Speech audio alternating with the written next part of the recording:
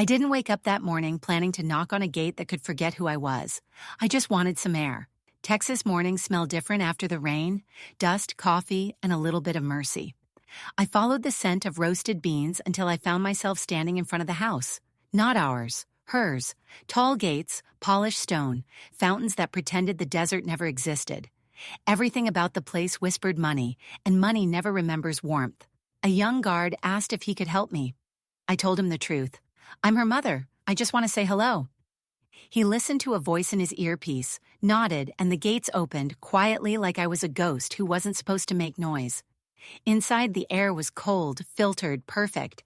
A young woman led me through a hall that smelled of new paint and old distance. Then I saw her, my daughter, sitting on a terrace full of light surrounded by laptops, papers, and silence. The same girl whose first word had been mug, because she always wanted to sip from my coffee cup when she was little. For a second, we were just two people with the same eyes deciding whether to smile. Then her business face appeared, and the warmth hid behind manners. Mom, she said, that one word. It still held a tremor of the child she once was. She offered me coffee. I said yes, though my hands shook as I held the cup. It smelled just like home, back when laughter was louder than fear of bills. She asked about my knee, my house, my little garden. I said I was fine. I always say that. I told her my basil keeps growing no matter what. She smiled politely, looked at her phone, and said she was glad. Her husband appeared, polite, handsome, efficient. He smiled with the confidence of a man who never wonders if he's welcome. When he left, the silence stayed. I saw a small coffee pouch on the table, the same kind I used to buy from an old local shop. You still get coffee from them? I asked. Sometimes, she said. Sometimes means nostalgia with boundaries. She looked at me again. Mom, is there something you need? And I said, no, I just wanted to remind you. There's still a house in this city where you don't need an appointment to be loved.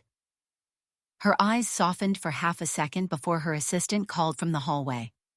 We walked to the door together, strangers wearing the same heart. At the gate, she waved. I waved back. And the sound of the gate closing behind me was softer than I expected, like the end of a song that doesn't know it's over. When I got home, I made coffee, real coffee the way we used to, and let the house fill with the smell of forgiveness. It didn't fix the silence between us, but it made it gentler. The next afternoon, the sky wore a soft gold that makes even old fences look proud. I wasn't expecting anyone. The kettle had just started to sing when I heard a car stop out front. No entourage, no tinted convoy, just one quiet engine and a door closing like a thought. She stood on my porch with a warm pie in a paper bag and hair that wasn't trying to impress anyone. No flowers. Thank God. Flowers ask for attention, pie asks for plates. I was nearby, she said, which was not true, but also not a lie. Some distances are measured in courage, not miles. I stepped aside. Come in, the kettle's ready. We sat at the old kitchen table. It still wobbled if you leaned too hard, like truth, like memory. Steam rose between us, soft and patient. She wrapped both hands around the mug as if warmth could be borrowed. We started with safe things. The new neighbor with the loud truck, the basil that refuses to die, the way rain smells on Texas dust, then the safe things ran out. Silence came and stayed. Not cruel, just honest. She looked at the window, where jasmine petals tapped the glass and said, I thought success would quiet the house. It didn't. I waited. She took a breath. It just made the emptiness sound richer. I wanted to reach across the table. I didn't. Sometimes love is a hand that knows when to stay still. We talked in small steps, careful and slow, like crossing a creek on flat stones, testing each one before the next. She asked about the little routines I keep. I told her about my morning walk and the kettle that sings even when I forget I set it on. I told her loneliness is not silence. It's light that never reaches the back of a room. Her smile shifted, less magazine, more human. She looked toward the counter. Is that the old brass key hook? It is, I said, still pretending I have more keys than I do. We laughed, but it was the quiet kind, release, not joy. When she stood to leave, she paused at the door and touched the frame with 2 fingers, the way she used to after a bad day at school. Maybe next time, she said, I'll bring Grant. Next time, I answered, and the words didn't shake. After she left, I wrote a note on the back of a grocery list and stuck it to the fridge with a crooked magnet. She came home today. She'll come again. It wasn't a plan. It was permission to hope. 3 days later, I walked to the old coffee shop. The bell over the door still rang like a laugh that lost some weight but kept its joy. Hank, in his faded cap, polished a mug like it was a medal from a smaller, braver war. "She came by twice this week," he said, like he was handing me a secret. "What did she order?" I asked. "Same blend you used to buy. Said it smelled like mornings that worked." He filled a small burlap pouch and tied it with string. The knot wasn't pretty, but it held, like most good things in life. On my way home, the street smelled of heat and promise. I thought about the gate, the vase of cut jasmine, the way perfection dies faster than the living vine. That evening, I placed the pouch on the stone ledge by the jasmine bush outside her house and walked away. No note, no instructions. Some messages don't need paper. They need courage. 2 days passed, then a third. On the fourth morning, the phone rang, a careful voice, soft around the edges. Her assistant, with less glass and more breath. "Ms. Lauren would like to invite you to dinner this Saturday. Private, just family." Family, a word that fits everywhere and still manages to be rare. Saturday arrived with a light rain that polished everything. I didn't bring an umbrella. The gate opened as I approached, as if it had learned my steps. She met me in the hall barefoot, in jeans, hair loose, face unarmored. We didn't go to a dining room. We went straight to the kitchen, not the show kitchen for guests, the real one. The scuffed counter, the stubborn kettle, the drawer that sticks unless you talk nice to it. She made coffee, not perfect. Perfect isn't warm. Her hands trembled as she poured. She didn't apologize for it, and I didn't pretend not to see. "Do you know what that little pouch did to me?" she asked. I let the question sit. "I found it by the jasmine. I knew it was yours. The knot was you." She smiled, then shook her head. I sat on the floor and cried. Grant asked what was wrong. I said nothing, but it didn't feel like nothing. "You don't have to understand it," I said. "You just have to feel it. Understanding can come late. Feeling shouldn't." We drank in, quiet. Rain clicked against the window. Somewhere, a timer beeped, and nobody moved to stop it. "I went to the shop," she said, almost shy. "The woman called me the little singer." I didn't know anyone remembered. "People remember kindness," I said. "It's the only souvenir they keep for free." She nodded, and for the first time in years, her shoulders softened. "I'm sorry, Mom," she said, "for making success louder than your voice." "I kept the porch light on," I told her, "and learned to sleep anyway." We both laughed at that, gently, like the sound might break if we used it too hard. We ate simple food and more silence. She asked about the old house. I told her the floor still complains and the window still finds the morning. She said, "Oh, could we go there? Just us." "Tomorrow," I said. "Come early. The kitchen remembers coffee better before noon." She came at 9, no makeup, old sneakers, keys in a pocket instead of a purse. The drive was quiet in the best way. Roads stretched ahead like ribbon, and the sky felt wider than our history. When we parked, she didn't move at first. "It looks smaller," she whispered. "You grew," I said. "So did your life." Inside, the air smelled like old wood, sleep, and something stubborn that refused to leave. Sunlight sliced through the blinds and landed exactly where her homework used to sit, a little square of effort on a scarred table. I brewed coffee the old way. No machines, no buttons. Just water remembering what heat can do and beans giving up their best. She walked the rooms like a tourist in her own childhood. Touched the nick in the hallway where a suitcase once refused to behave. Pressed her hand to the doorway we measured height on. Stopped in front of the stove and smiled. "I used to burn the cookies on purpose so we could open the windows and pretend we had weather." "You were always good at pretending what you needed into being," I said.